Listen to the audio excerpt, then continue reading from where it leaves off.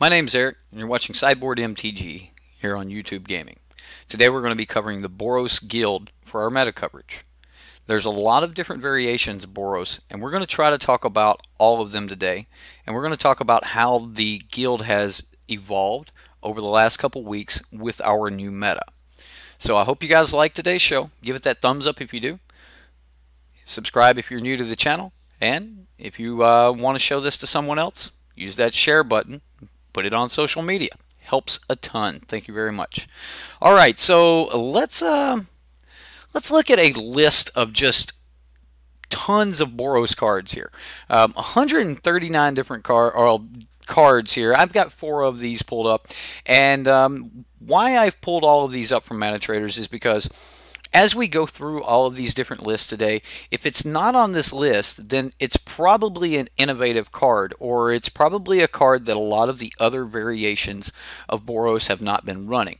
Now, you know, there's some running Karns, there's decks running, you know, the Mentor strategies, a lot of different removal spells, everything from Justice Strike to even using cards like Spitfire in the Dragons builds and such. We see Settle the Wreckages, we see Planeswalkers other than Karn, we're seeing a Johnny in some of the Mentor builds and Angels builds. And then, of course, you know, in the Angels builds, we have everything from Resplendent Angel to Shala to, of course, Lyra Dawnbringer and Aurelia. Now, in the Dragons build, I really don't know how much we can, you know, put emphasis on the Dragons build, because most of the information we have on the Dragons builds were not in paper, and up until yesterday, the 17th of October, the Demanding Dragon was bugged on Magic Online to the point where if your opponent had a creature, they were forced to sacrifice a creature and did not actually have the option to just take 5 life. So that bug might have actually affected the numbers on the Demanding Dragon or the Boros Dragons builds, but we're gonna take a look at all of the different variations of Boros today and see what's currently winning and which ones are starting to, you know, solidify in our meta. Now, I do want to give that honorable mention here to our Golgari mid-range deck. The Golgari mid-range decks have absolutely put a hurting on the Boros decks, and the more we see Golgari in the meta, the less we're seeing the Angels and the other variations of Boros. So I think we need to start this out with the Boros deck that is as pure as can be. And you'll notice that there are no innovative cards that are not actually on my list of Boros cards. And if you want to see that list of Boros cards, you can. That link is in the description box below with the entire list of common Boros cards that you'll see throughout a lot of the different decks. And we're going to go through this, and we're going to kind of point out, you know, what different cards people put in these decks to kind of shift these decks around.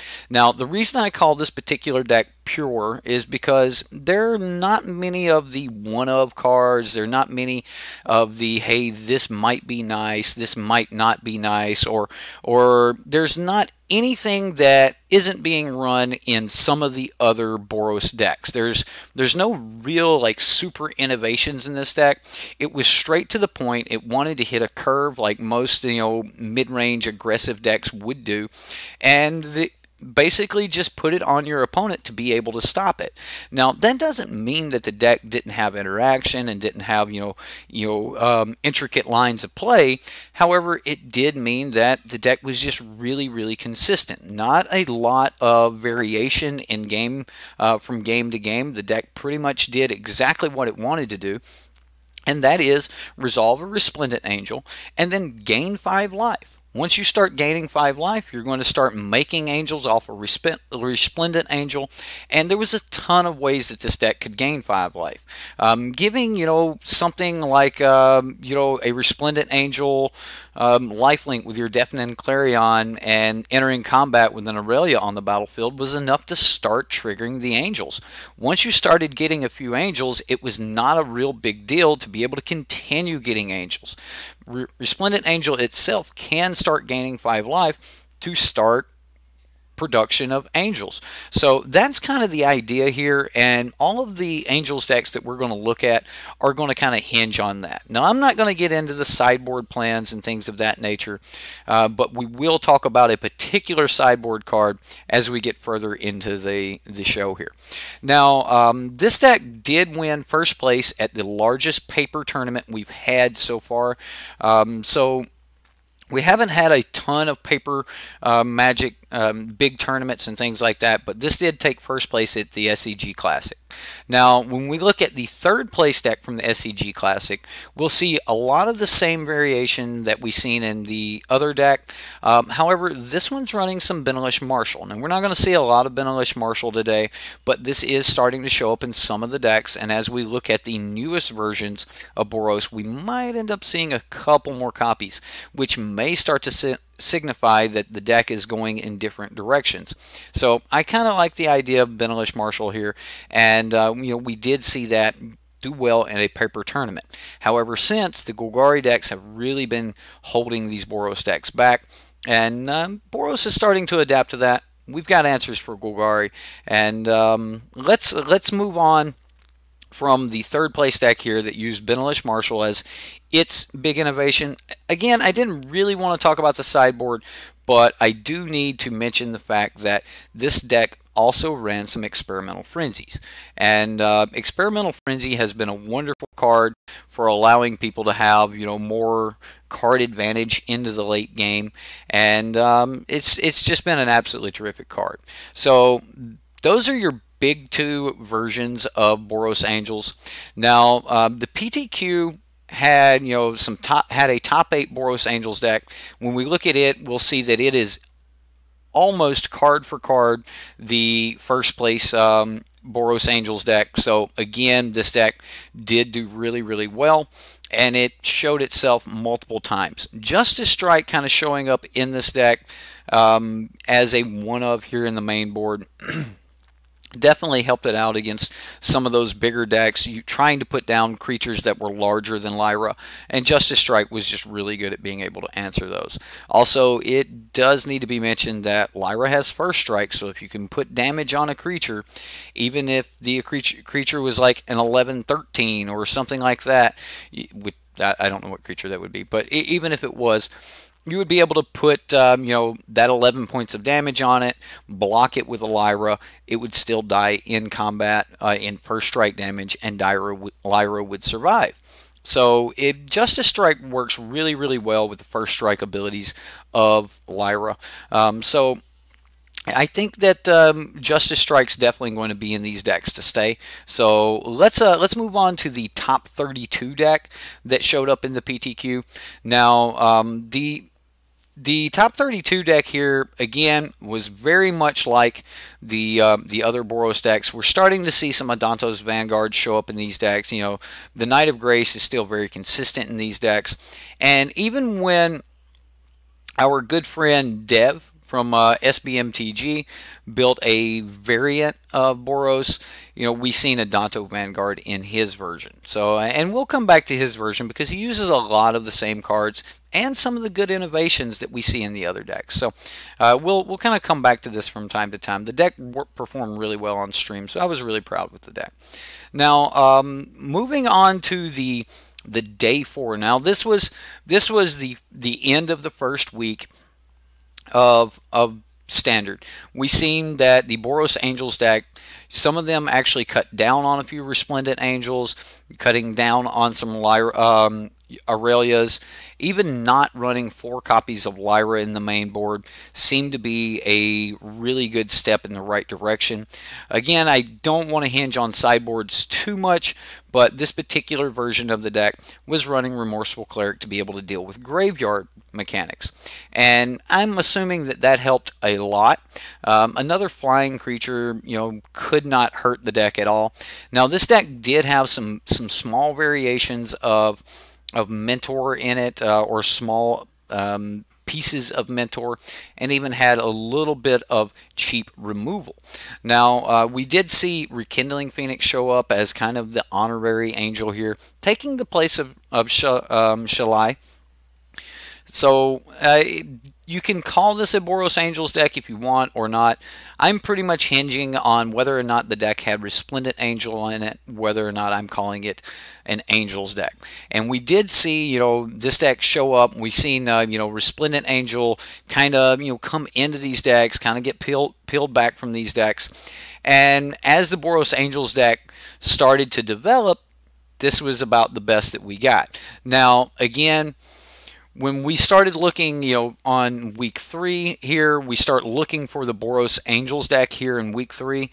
You're not going to find it in any of the results. There were no listings of Boros Angels, no listings of Boros decks that had multiple Resplendent Angels in them whatsoever.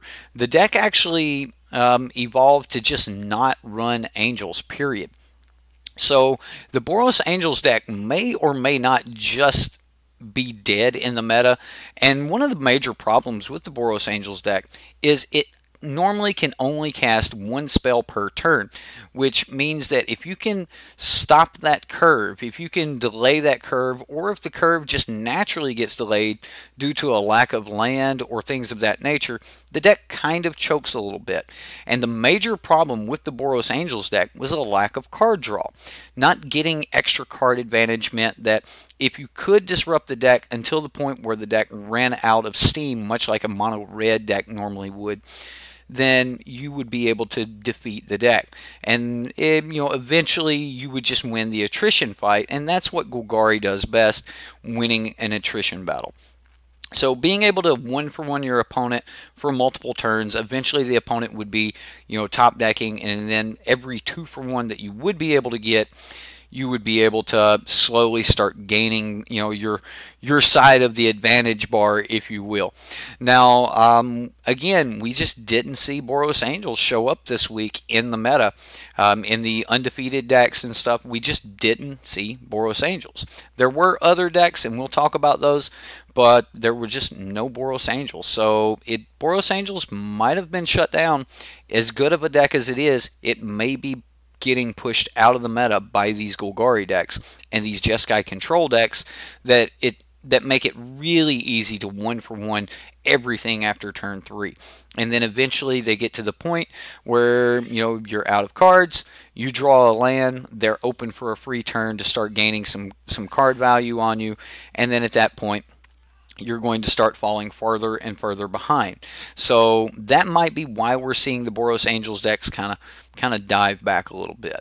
Now, our Boros Dragons deck, well, I'm going to move on to the Boros Dragons now. The Boros Dragons deck did see a lot of play during the bugged week, if you will. And again, I mentioned earlier that Demanding Dragon was bugged, so your opponent couldn't just take the 5 damage if they had a creature on the battlefield. They were forced to actually sacrifice that creature, whether they wanted to or not. And that kind of gave it the edge against some of the other Boros Angels decks. If your opponent has nothing but a Lyra and you play a Demanding Dragon and they're forced to sacrifice a Lyra, then that's actually not a play that most opponents will ever make. So it's really hard to say whether or not information has been skewed in the wrong direction for these Demanding Dragons decks, but we will see here in the next couple weeks if these decks do continue to show up.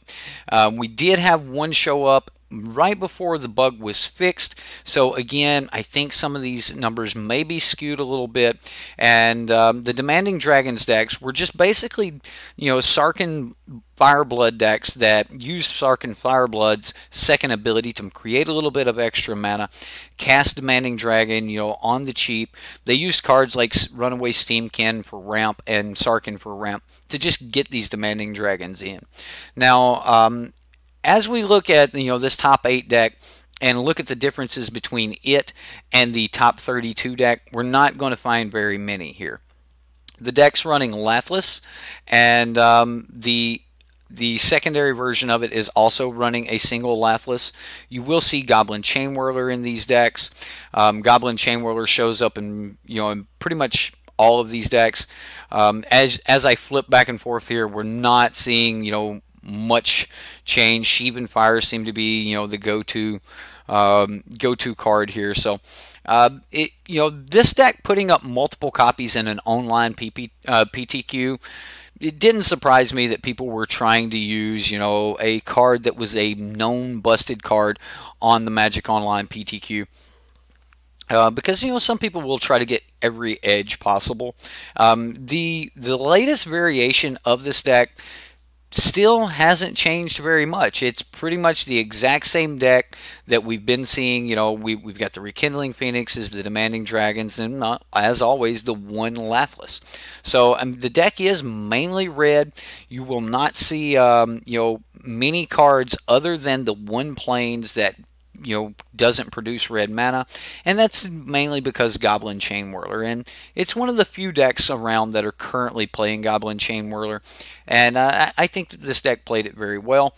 But again, I think that the Boros Dragons decks were kind of skewed, and the only really real version of the Dragons decks we've seen all showed up online. So again, unless we see one of these in paper, I don't want to give a lot of weight to this deck.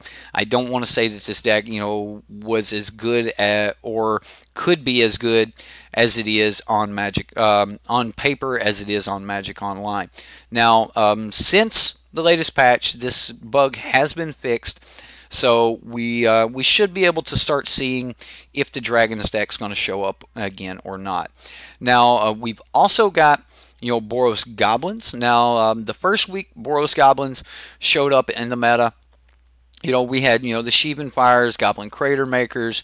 It's mainly about the Runaway Steamkin, cast as many, Goblin spells, things like that as possible. This is one of the few versions of the deck that's running Dismissive Pyromancer. It's a wizard, not a goblin, but it is running some Dismissive Pyromancers, just giving you a way to throw some additional cards into the graveyard, draw some additional cards, making use of those late game lands.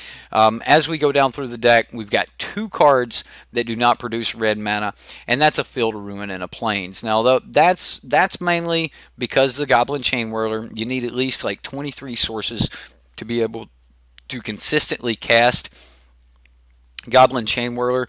This particular deck doesn't actually run 23 sources, but Field of Ruin could become a third green or red source if you needed it to, but most of the time you're probably not going to have to crack this. By the time you get to your 4th land anyway, Field of Ruin probably you would probably already have your red sources. So at least 90% of the time, I would say this deck can still consistently cast Goblin Chain Whirler, and that's fine. We did start seeing some main board experimental frenzies in this deck, and again, this was a version of the deck that came out in week 1. Now, when we move on to the end of week 2 and we look at the latest version of the deck, not a lot has changed.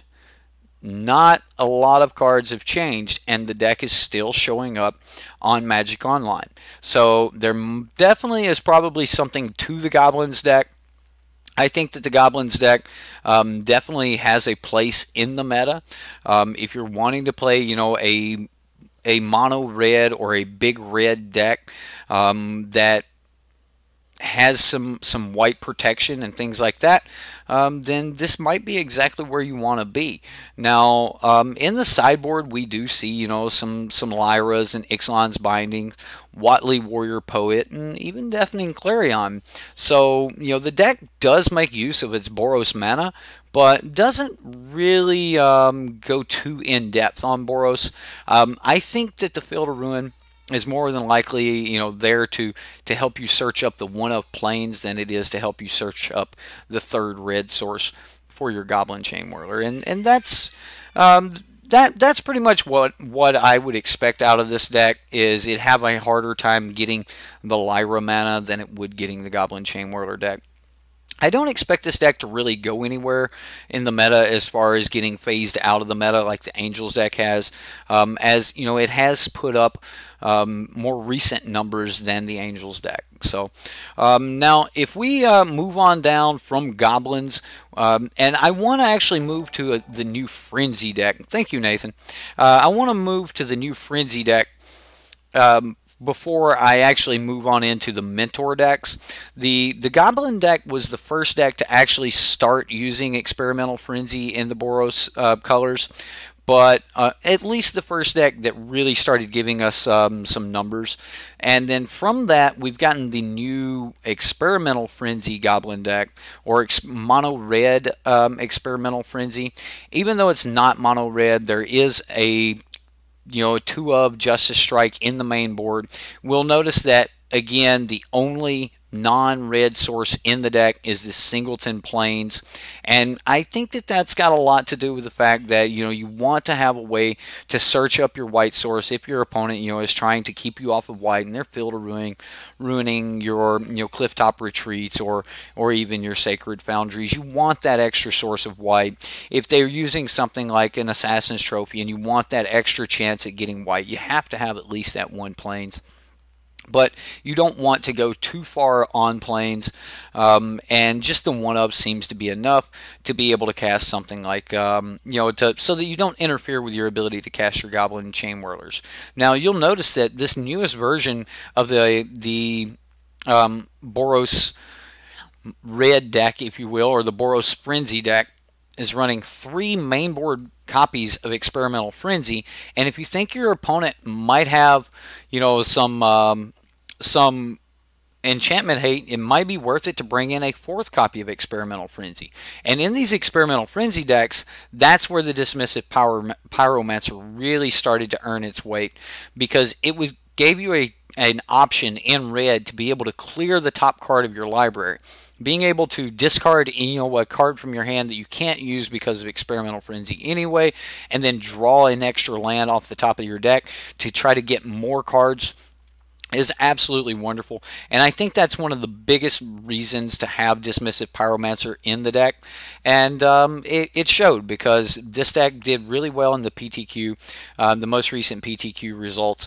And the Angels deck, again, just didn't show up. So as far as sideboard cards go, there are a few extra, white cards in the deck, and I assume that as you bring in these additional white cards, at that point you're probably going to want to swap an additional mountain out for the other planes, and it may be even beneficial to bring in treasure maps and things of that nature. So the Experimental Frenzy deck, I think that the deck is definitely a powerful deck. The low converted mana cost, not trying to get up into the 5 converted mana cost spells, mean that you can get more card advantage off your Experimental Frenzy, giving yourself, more cards per turn.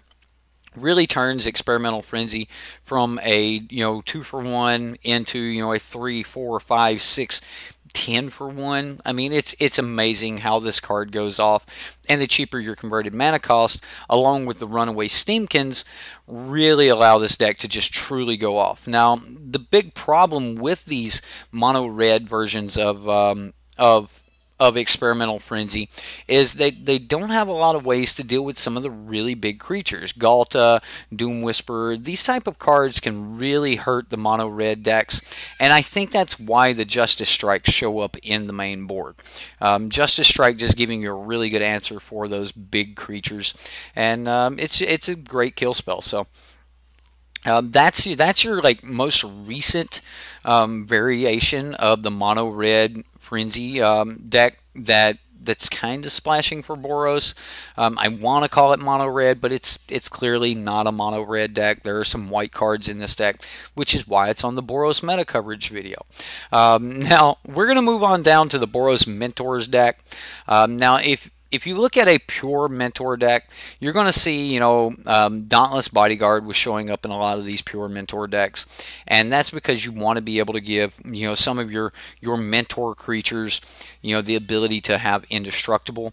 Tajik is absolutely wonderful in these decks, especially, against, Deafening Clarion and things. The one card that you may or may not lose would be the Tajik. Unless if you have a Dauntless Bodyguard on the battlefield, then Tajik's ability to prevent all non-combat damage, giving him indestructible, and then wiping the board, or your opponent wiping the board, or something like that, it just really wouldn't affect you if they were using a burn-based board wipe. And Tajik is absolutely, awesome at helping you get those Boros Challengers and stuff up to 3 power, which will help your Boros Challenger then, increase the power and toughness of your Swiftblade Vindicators, and then the Double Strike, Vigilance, and Trample. It just all kind of carried on from there. And, that was your Boros Mentor decks. We did see these decks kind of show up a little bit in the beginning of the format, and we haven't really seen a lot since then. We had some early examples of these decks show up, and then as the meta unfolded, we just started to lose track of the Boros Mentor decks. Now the one big piece of innovation that the Boros Mentor decks were using that a lot of other decks weren't using was Integrity to Intervention.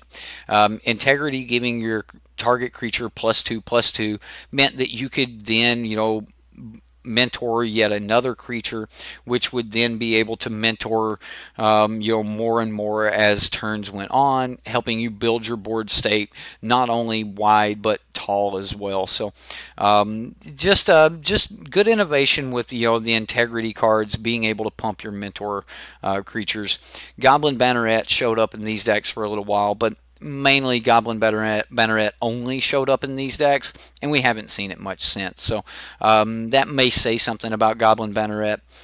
We did see quite a few decks that were running Legion's Landing, but we're starting to see less and less of that. The Legion War Boss was showing up in the Goblin variations of the Boros decks, but most of the Boros decks have pushed this to the side, and they kind of bring that in against the control decks. Now, as we look at the Boros mid-range variations here, we're going to see that some of these actually maintained Legion War Boss. Now, this also top 32'd the PTQ, and this was not technically an Angels deck. This was more of a Boros mid-range.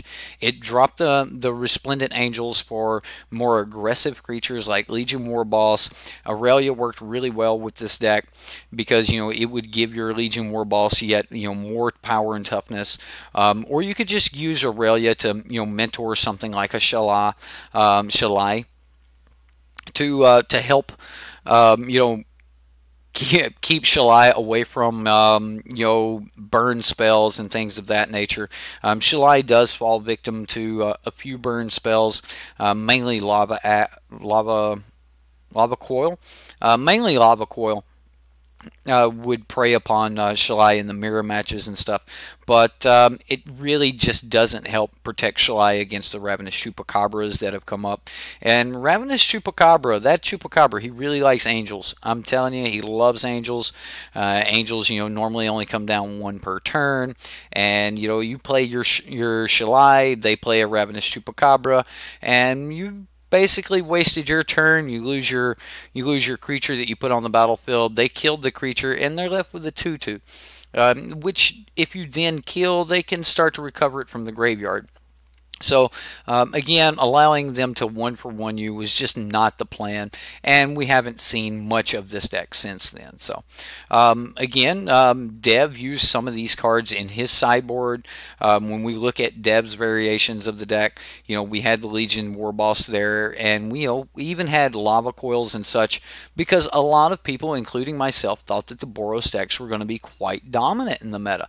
It started out very strong, but as the format has started to evolve, we're seeing that the format actually has plenty of answers for this deck, or the different variations of this deck, and we're starting to see less and less Boros show up, maybe proving that the Golgari decks are a little bit stronger. Now, in the latest results that we have been getting for Boros, we're seeing a much more aggressive style from Boros. We did see a Boros aggro deck show up, and this deck has 20 1-drops. Did you guys hear that? Anybody else catch that? 20 1-drops in this deck. 20 1-drops, 4 2-drops, and then Benelish Marshall. Now, that's got a lot to do with the fact that this is an experimental frenzy deck. The deck wants to play as many things as fast as possible. That way they can get their hand empty, drop an Experimental Frenzy, and then continue to dig off the top of their library. Now they have cards like Venerated Loxodon, which you can cheat into play by convoking it into play.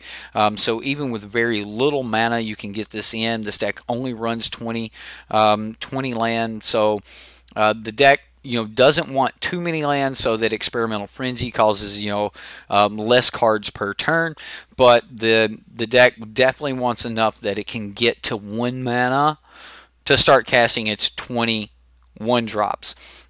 This was probably the biggest piece of innovation that has come up in the Boros decks.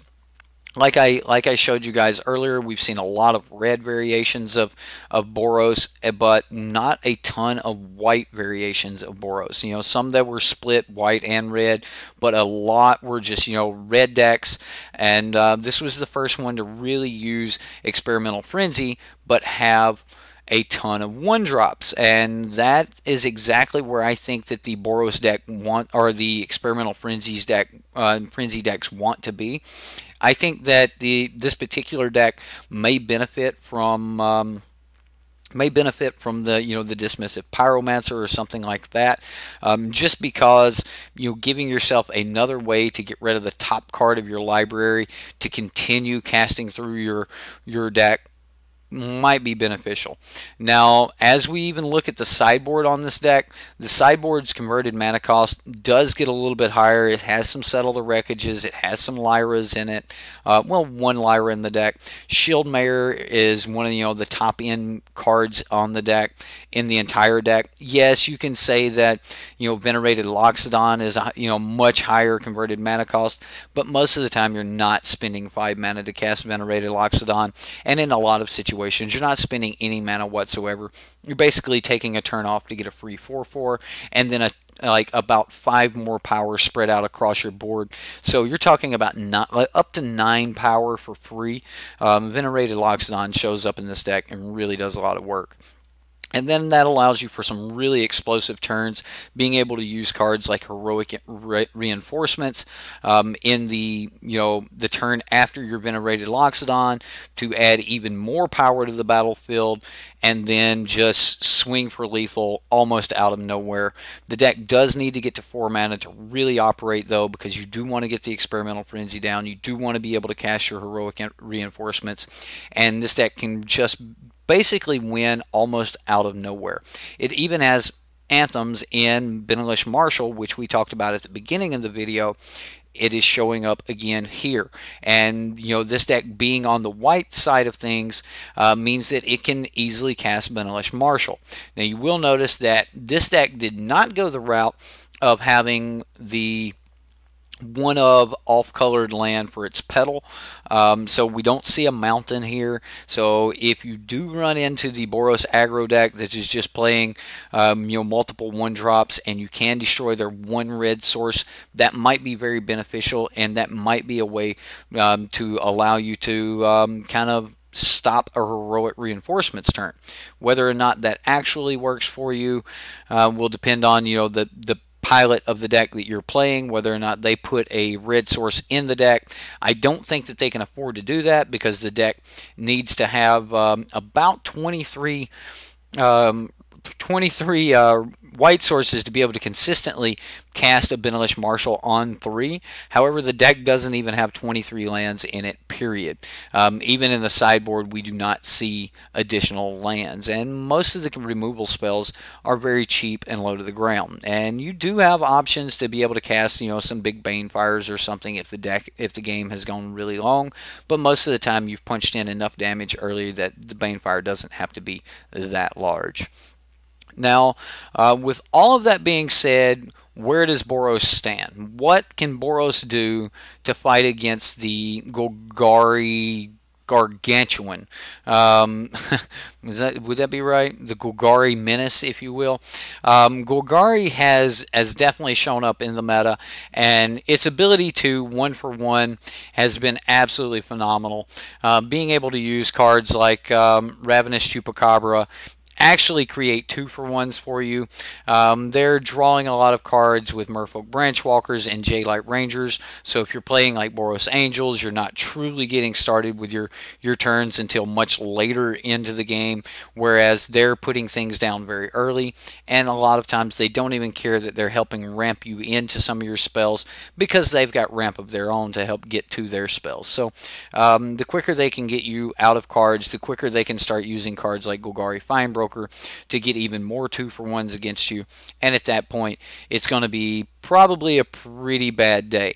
But that doesn't spell true doom for these Boros decks.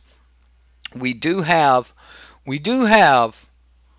Tocatli Honor Guard.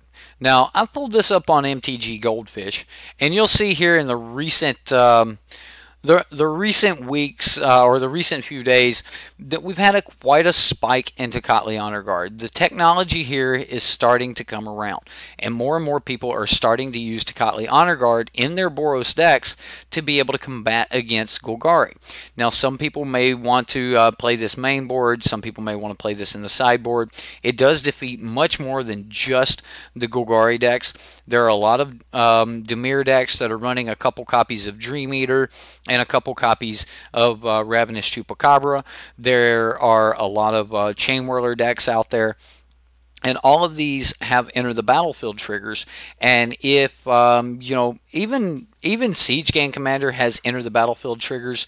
Loxodon, Venerated Loxodon has an enter the battlefield trigger. So now they've tapped all of their creatures just to get a free 4/4, which is still good, but not getting the extra up to 5 power spread across your board would be stopped by Tocatli Honor Guard. So there's a lot of arguments to just throw the Tocatli Honor Guard in the main board, and even though we've seen this spike, the price in paper is still only about 50 cents. So it's not a card that's going to set you back a lot.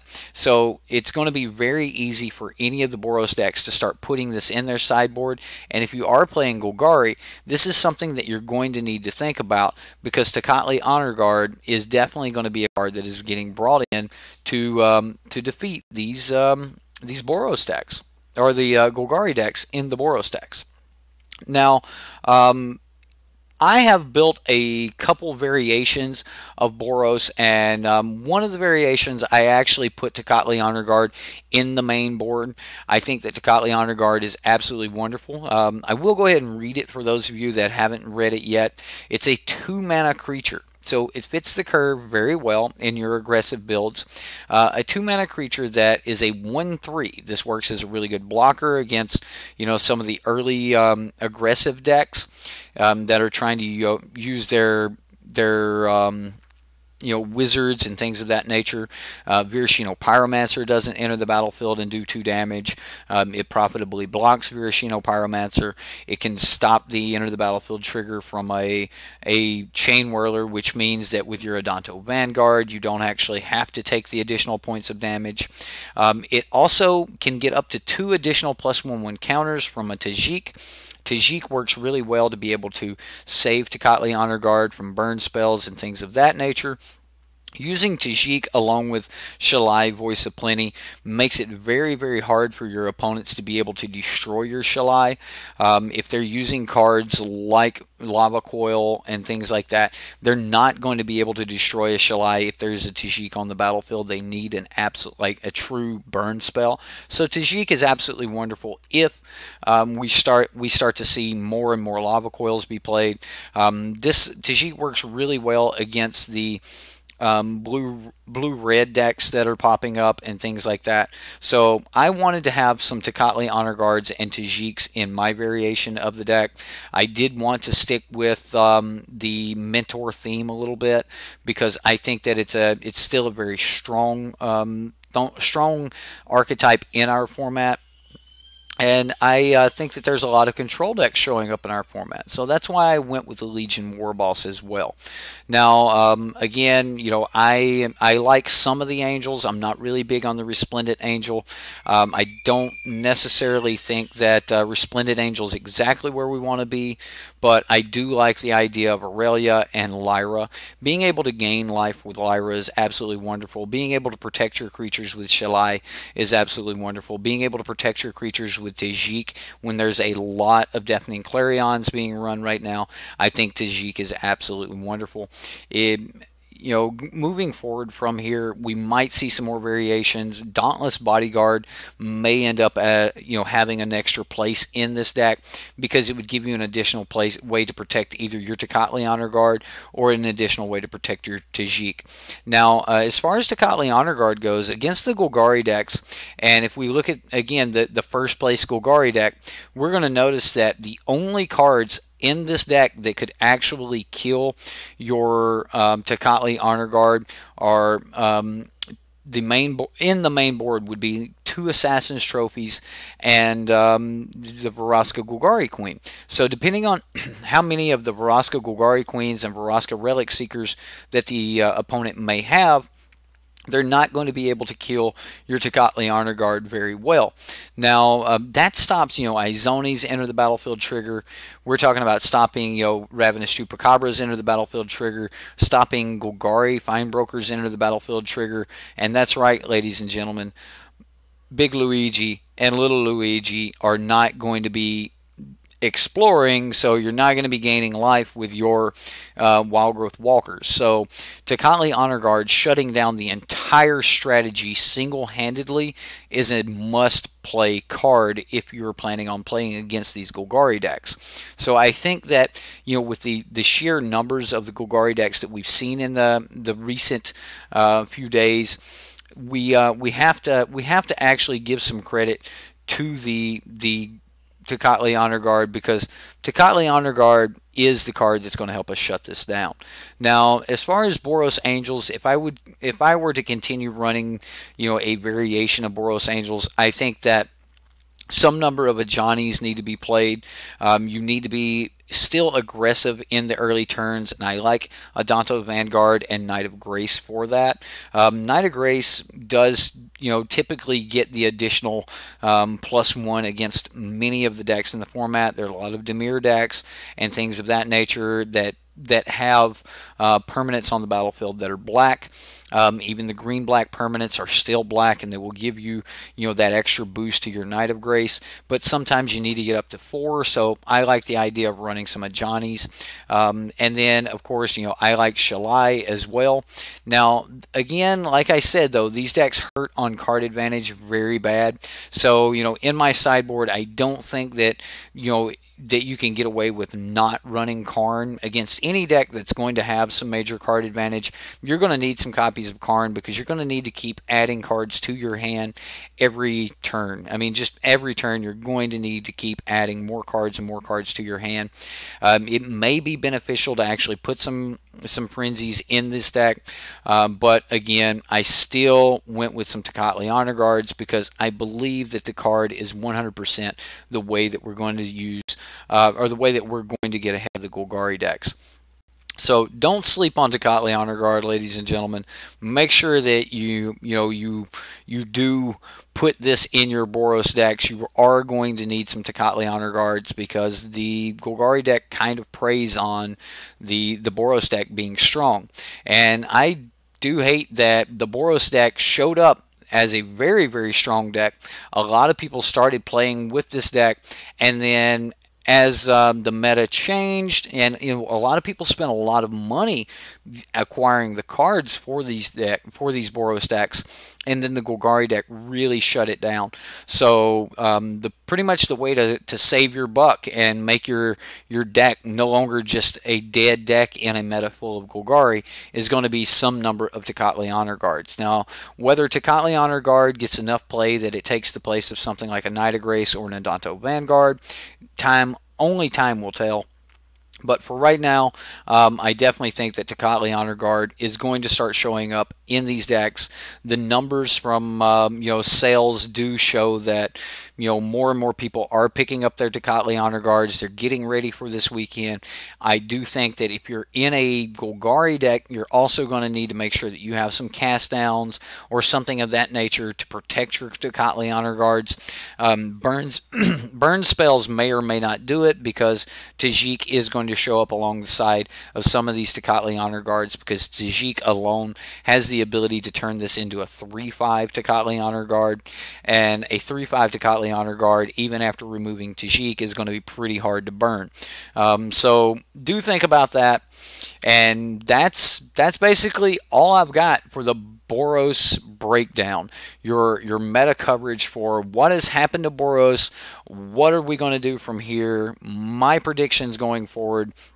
And those basically just revolve around, will Tocatli Honor Guard be enough to help Boros fight against the Golgari decks? I think it will, and only time will tell, though. So, my name's Eric. You've been watching Sideboard MTG. Tried to keep this video short for you, so I hope you like it. Share it with your friends. If you know someone who is playing Boros or maybe even losing faith in Boros, share the video with them. Let them see it. Let's look at these breakdowns. Let me know in the comments what you thought. Are you adding other pieces of tech to your Boros decks? Are you just backing off Boros altogether? Do you think that Boros will get hated completely out of the meta, even though it is a very powerful deck? Is the Golgari deck strong enough to completely hate this out of the meta? Is the Jeskai control deck strong enough to hate this out of the meta? Because it also preys on this deck pretty harshly, because the counter spells do line up. So between the Jeskai control deck and the Golgari deck, where do you think the Boros deck will be in a few weeks? Let me know in the comments. My name's Eric. We'll see you next time.